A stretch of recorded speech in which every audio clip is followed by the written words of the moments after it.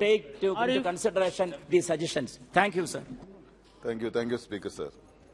Sir, I stand here to express the views on behalf of CPM party on Wildlife Protection Amendment Bill 2021. At the outset, I support the intention of the government extending the scope of the bill to include conservation, protection and management of wildlife through this amendment. But at the same time, I wish to point out some objections on the various provisions of the bill. I have already given the amendments to the provisions of the bill in detail. Sir, it is a fact that this bill is not based on the professional and public opinion, but it is drafted as per the bureaucratic whims and fancies.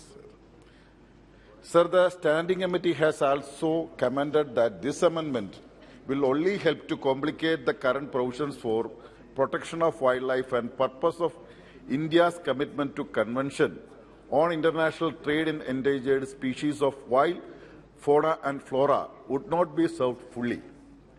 Instead, the committee has recommended either to bringing in a separate bill for CITES or to restrict to simple amendments.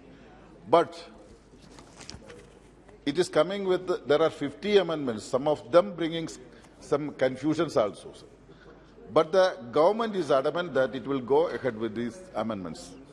Sir, in addition to the ambit of the bill, I wish to draw the important issues. Some other Kerala speakers also point out that the issue of Kerala people regarding the forest and its protection. Sir, the people living in the forest fringes across the country are living in fear of eviction following the Honorable Supreme Court order for setting up a buffer zone of minimum 1 kilometer from the boundaries of the protected forests. In Kerala alone, 1 lakh families and 2.50 lakhs acres of agriculture land and 24 townships will be affected by this verdict. But the government has not yet shown the willingness to file an affidavit to avoid human settlement from the buffer zone. I know the Honourable Minister is leaning to the request of the Kerala people. Sir, I hope all the members sitting here would agree that life and livelihood of citizens is equally or more important than wildlife. So I request the Honourable Minister to make clear the stand of the government in the Supreme Court immediately. Sir, as per Section 8 of the Principal Act, says about the duties of the State Wildlife Board, which include advising the state government on the selection and management of protection areas.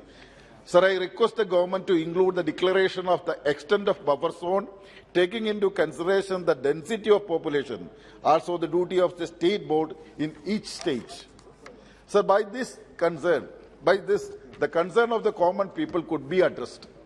Sir, another major issue is the human-animal conflict. Some other speakers also point out that, which has increased many-fold over the years. Not only loss of life occurred due to protected animals like elephants, tigers and wild buffaloes entering human habitation, but result in huge agricultural loss. But sir, the amendment bill is silent about the providing assistance for victims of animal attacks.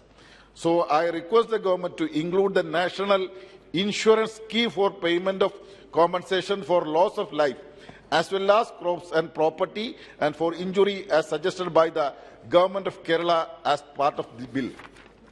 So the loss of crop due to wild pigs is a big problem in many states, including Kerala. Sir, only one point. Now the power to declare the wild animals as vermin rests in the union government and the causing difficulty to controlling them. So I request delegate the power to the state also. Hence I request this power is shared with the state government as well for their effective control. Sir, there is a provision in this act to declare the rescue and rehabilitation centers and elephant camps owned by the Forest Department as zoo. This would resolve the practical difficulties and not feasible. Zoo is a different purpose. With these words, I conclude my speech. Thank you, sir. Sri S.T. Hasan. Thank you, sir. आपने मुझे समाज